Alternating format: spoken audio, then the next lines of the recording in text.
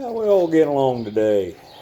If you've been following along at all, you know that recently took time off and took a little vacation and had time to relax. And one thing I do like to do is read, and I have not had time to do that in some years. So I have amassed a large library of books that someday I wish to read.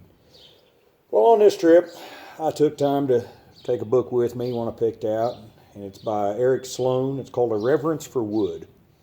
Doesn't sound like a very exciting title, but got some pretty deep concepts in there and makes you focus. So this story's about once some time back, somebody pretty close to me, in reference to me, said I was materialistic, and that hurt. My definition of materialism, is a derogatory thing. That one puts wealth and power above all else. Never saw myself as such. Not to say I don't value what I have. I still have the toys I had when I was a kid because I didn't have many, and that gave them value. I've got some Tonka toys and stuff that don't have a scratch on them. Even though I played in the dirt like every other little kid, at the end of the day, I packed them up and put them away for the next time. I valued them tremendously.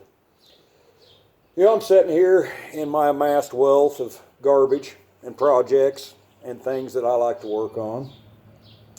Not a single structure stands on this farm that I didn't build.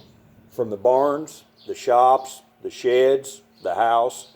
The house was built with the help of my brother and friend Mitch. Son kicked in some, daughter, wife, all chipped in. And that adds value to those things. When you put your own sweat and blood and tears into those, and that gives them more value than just picking something up off the real estate market. So a passage from this book, I'll just read it to you, and it really hit home. Those days when the nation was struggling to be born were perhaps the most poignant times, for it was an era when man was forced to live with piercing intensity and perception. 2 centuries later, when an American turns the water and the lights on in his apartment, he has little awareness where these things come from. And the greatest pity is, however, is that he says, who cares where it comes from as long as it keeps coming? And does that not describe today? It does. So, in 1765, everything a man owned was made more valuable by the fact that he had made it himself or knew exactly where it had come from. So this is not as remarkable as it sounds, and it's less strange that an 18th century man should have a rich, keener enjoyment of life through knowledge than that of a 20th century man who leads an arid and empty existence in the midst of wealth and extraordinary material benefits.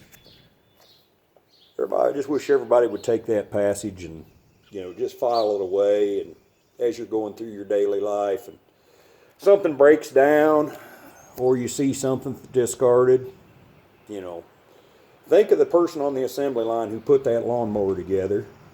He's just trying to earn a paycheck, but I hope that he put a little of his blood and sweat and tears in that thing, skinned his knuckles, what have you. And it's not just about earning a paycheck. It's about pride in what you do, pride in a job well done.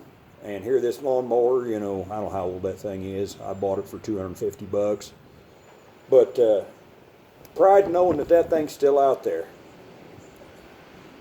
Well, y'all have a good one, and I'm going to get back to trying to fix my lawnmower so I can get this yard mowed before it rains anymore. Thank y'all. Y'all have a good one. Please like and subscribe and comment if you got any feelings about the subject. Have a good one.